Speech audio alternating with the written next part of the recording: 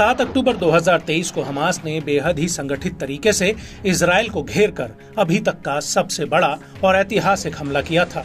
लेकिन इसके बाद इजरायली सेना गाजा में घुस गई थी और तब से लेकर अब तक इजरायली फौज गाजा के अलग अलग हिस्सों में ताबड़तोड़ हमले कर रही है।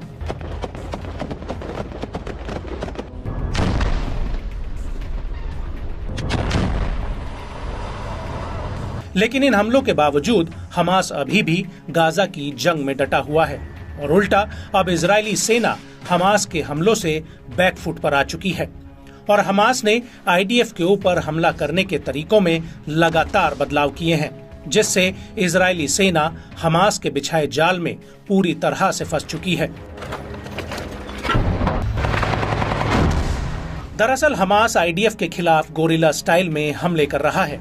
हमास के लड़ाके अचानक से आईडीएफ के ऊपर हमला करते हैं और फिर वो कहां गायब हो जाते हैं, इसका पता लगाना आईडीएफ के लिए एक टेढ़ी खीर बना हुआ है।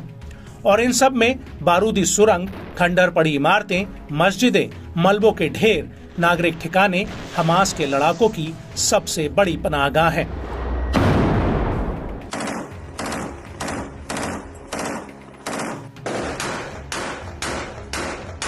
हमास के लड़ाके आम नागरिकों के भेष में इजरायली सेना पर कहर बरपा रहे हैं। ये लड़ाके कई बार इजरायली सैनिकों को धोखे से खंडरों में बुलाते हैं और फिर बूबी ट्रैप से उन बिल्डिंग्स को उड़ा दिया जाता है।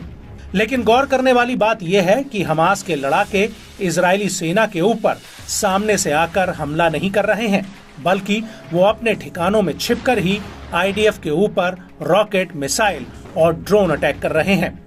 ये लड़ाके कई बार इजरायली सैनिकों के छोटे समूह पर बेहद ही चालाकी से हमला करते हैं, जिससे आईडीएफ के लिए संभल पाना बेहद ही मुश्किल हो जाता है। कई बार हमास के लड़ाके अचानक से सामने आते हैं और फिर आईडीएफ के टैंकों और सैनिकों पर हमला करके एकाएक गायब हो जाते हैं।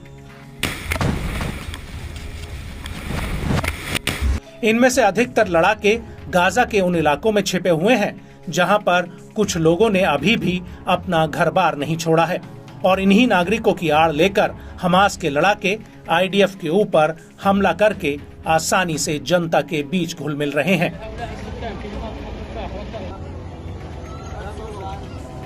और हमास के सरेंडर नहीं करने की वजह से इसका खामियाजा गाजा के फिलिस्तीनियों को भुगतना पड़ रहा है। इसको लेकर गाजा अथॉरिटी के एक आंकड़े के मुताबिक हमास और आईडीएफ की जंग की वजह से गाजा की करीब 2% आबादी जंग में मारी गई है, जबकि 80% लोग अपने घर बार से विस्थापित हुए हैं। वहीं संयुक्त राष्ट्र के मुताबिक इन हमलों में गाजा में अधिकतर इमारतें मलबे का ढेर बन चुकी हैं। हालांकि गाजा में इजराइल के करीब 350 से ज्यादा सैनिक मारे गए हैं।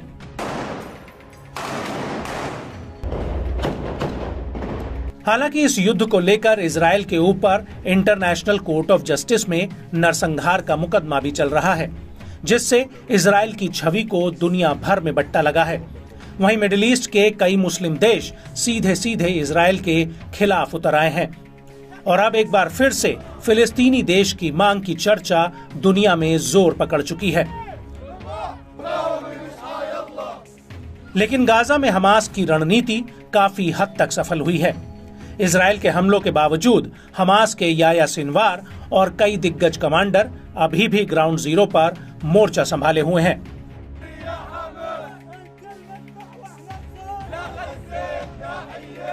आईडीएफ का दावा है कि उसने हमास के 25,000 लड़ाकों में से 14,000 से ज्यादा लड़ाकों को मार दिया है, लेकिन आईडीएफ का ये दावा अभी भी एक पहेली बना हुआ है और हमास की रणनीति है कि वो इस युद्ध को जितना लंबा हो सके उतना लंबा खींचे, जिससे इंटरनेशनल लेवल पर इजराइल के ऊपर दबाव बढ़े, भले ही इसकी कीमत गाजा में और ज्यादा बच्चों और महिलाओं की मौत से चुकानी पड़े।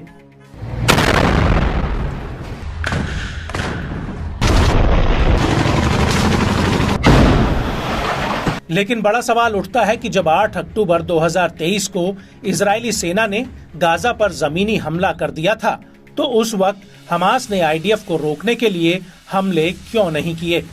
इसको लेकर आईडीएफ के एक जवान का कहना है कि उस दौरान कई ऐसे इलाके थे जहां पर हमास ने बारूद नहीं बिछाया था और हमास के लड़ाके उन इलाकों में जमीन के नीचे बनी सुरंगों में छिपे बैठे रहे और उनकी रणनीति थी कि एक बार आईडीएफ गाजा के भीतरी इलाकों में प्रवेश करेगी तभी उनके ऊपर गोरिल्ला स्टाइल में हमले किए जाएंगे।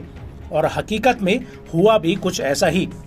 गाजा के कई इलाकों में हमास के लड़ाकों ने अचानक से आईडीएफ के टैंकों, सैन्य वाहनों और टुकड़ियों पर एकाएक हमले किए हैं। कई बार तो हमास के लड़ाके आईडीएफ के टैंकों में बारूद लगाकर वहां से रफू चक्कर हो जाते हैं।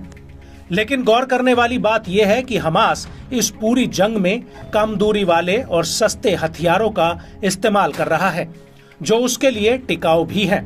हमास ने साल 2021 से ही कम रेंज वाले रॉकेट, मिसाइल और गोला बारूद का प्रोडक्शन बढ़ा दिया था और इसका सीधा उद्देश्य था इजराइल के खिलाफ जमीनी हमले के लिए खुद को तैयार करना।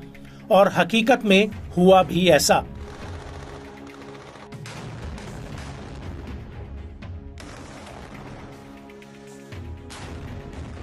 हमास के लड़ाकों ने पूरे गाजा में सैकड़ों नई सुरंगें बनाई ताकि आईडीएफ के साथ जंग में इनका इस्तेमाल बिना किसी रोक टोक के किया जा सके। और इस पूरे नेटवर्क में हमास ने बातचीत के लिए एक अच्छा लैंडलाइन टेलीफोन नेटवर्क बिछाया जिसे आईडीएफ के लिए मॉनिटर कर पाना काफी मुश्किल है। यहाँ तक कि गाजा में इंटरनेट और मोबाइल फोन बंद होने के बावजूद हमास के लड़ाके इस नेटवर्क से एक दूसरे से बात कर सकते हैं। और हमास गाजा के भीतर आईडीएफ को खुफिया कैमरों, ड्रोन और आम नागरिक मुखबिरों से ट्रैक कर रहा है। और यहाँ तक कि गाजा में बच्चे भी हमास की मुखबिरी का काम कर रहे हैं। ऐसे में आईडीएफ के लिए इस नेटवर्क को तोड़ना भी मुश्किल है। और जैसे ही आईडीएफ का काफिला एक इलाके से गुजरता है या फिर इकट्ठा होता है, उसके कुछ ही मिनटों में हमास के लड़ाके एकाएक सुरंगों से निकलकर उनके ऊपर धावा बोल देते हैं। और ऐसा उन इलाकों में होता है जहां पर आईडीएफ हमास को ढेर कर चुकी होती है। लेकिन हकीकत में ऐसा होता नहीं है।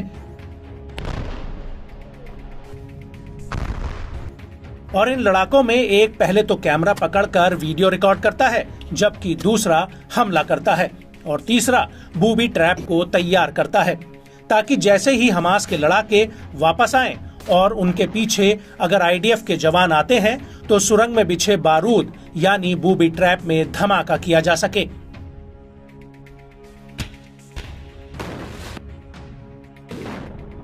यहाँ तक कि गाजा की कई इमारतों में हमास ने बारूद बिछाया है ताकि जैसे ही आईडीएफ के जवान वहां पहुंचे वैसे ही उस घर को बारूद से उड़ा दिया जाए। और यही वजह है कि आईडीएफ को गाजा में इतने बड़े पैमाने पर घरों पर हमले करने पड़ रहे हैं और इन्हीं घरों में हमास के लड़ाके हथियार भी छिपा कर रखते हैं। आईडीएफ के कई अधिकारियों ने माना है कि नागरिकों के घरों में हमास के हथियार मिले हैं। यहाँ तक कि बच्चों के कमरों तक में हथियार छिपा कर रखे गए थे। कई घरों में तो नकली दीवारों के पीछे भारी संख्या में गोला बारूद स्टोर किया गया था। और कई बार तो ये लड़ाके सुरंगों से आम निहत्थे नागरिकों के रूप में निकलकर आईडीएफ के सामने से गुजर जाते हैं और इजरायली सेना को इसकी भनक तक नहीं पड़ती।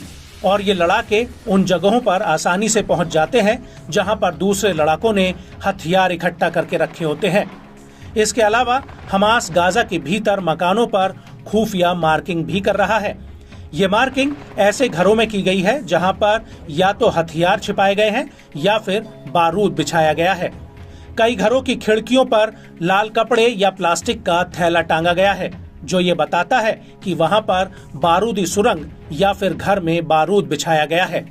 अब आप खुद ही अंदाजा लगा सकते हैं कि इतनी प्लानिंग और तैयारी के साथ गाजा के अलग अलग हिस्सों में तैनात हमास के लड़ाकों से भिड़ने में इजरायली सेना का क्यों दम फूल रहा है।